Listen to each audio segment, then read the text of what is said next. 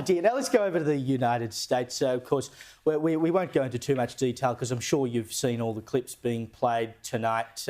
Donald Trump at the UN, of course, is what I'm talking about. But I will show you a couple of the highlights. He didn't mince his words at any point in this speech. His teleprompter wasn't working from the beginning. So presumably a lot of this he was just winging it on the fly. My God, did he hit every point beautifully? One of them in particular about migration. When your prisons are filled with so-called asylum seekers who repaid kindness, and that's what they did. They repaid kindness with crime. It's time to end the failed experiment of open borders. You have to end it now. See, I can tell you, I'm really good at this stuff. Your countries are going to hell. Oh, man, he is made for television, isn't he? It is just great. If you want a good summation of all of it, I'd recommend you go and watch Peter Credlin's editorial from earlier this evening. She wrapped up really well what he was getting on about and why it was so important.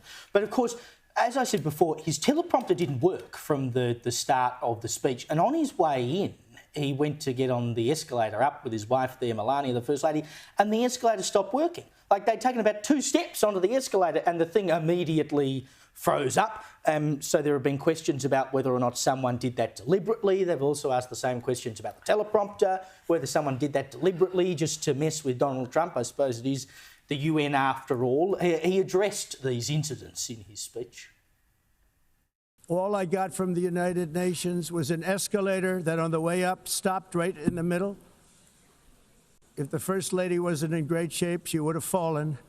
And then a teleprompter that didn't work. These are the 2 things I got from the United Nations, a bad escalator and a bad teleprompter. Fantastic. So I suppose the question is, was it deliberate or not? Oh, I definitely think it's very suspicious that both the escalator and the teleprompter were wrong. Caroline Leavitt, the White House spokesperson, also said that apparently the audio levels in the chamber were lower for Trump than for the speaker before. So I think when you put all that together, I wouldn't be surprised if it was deliberate. But thank goodness it was Trump and Melania on the escalator, not Jill and Joe Biden, because they would have been rolling back to Washington DC. Biden would have definitely not been getting on the escalator at all. They would have had to get the walker up in a lift and they would have had to hide it from public view. But the look on Melania's face is actually perfection. So just don't always focus on the Trump.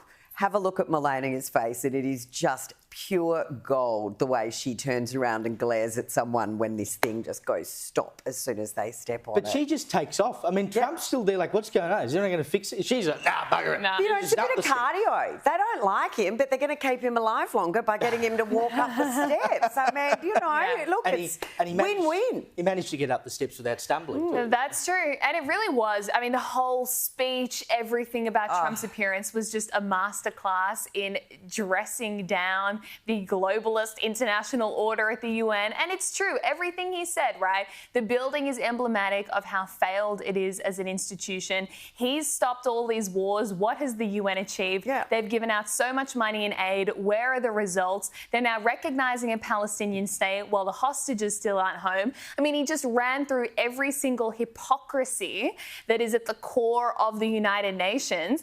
And to just have a president spell it out so clearly, directly to their face, it was glorious. Look, the whole thing was just, it was spectacular. There is no other word for it.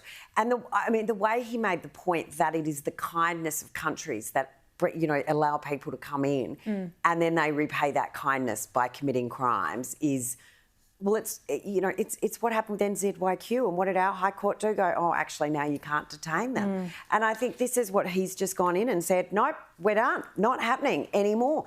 The con job that is renewable energy and the way that it was working.